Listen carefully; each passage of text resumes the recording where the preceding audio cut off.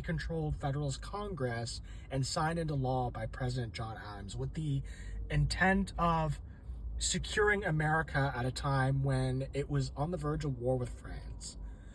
A war that never really materialized, that kind of sort of like averted with peace talks in 1800 before either country officially declared war. And remember also, Napoleon came to power in 1799, and he had his hands full with the war with England and other military campaigns in Europe. So he saw the issue with America as like a distraction.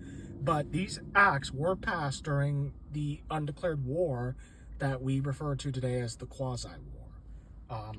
So the Alien Sedition Acts were passed, and in my opinion, I think that is one of the big no-nos when it comes to John Adams' long career. Because John Adams was an important founding father.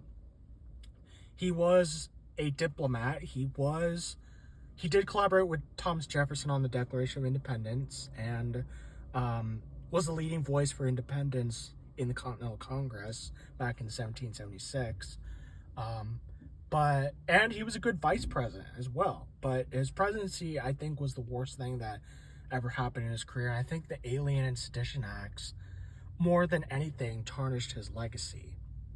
Which is unfortunate because, like, John Adams was an important founding father, right?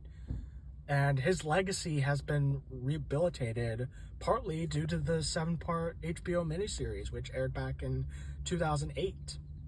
The one that had like Paul Giamatti, who I think did a fantastic job as John Adams. But yeah, so this happened in 1798. And George Washington, by the way, I love George Washington. He's my #1 favorite president and my #1 favorite founding father. But he absolutely supported these acts passing law in 1798. This was when he was in retirement at Mount Vernon. He supported the Federalist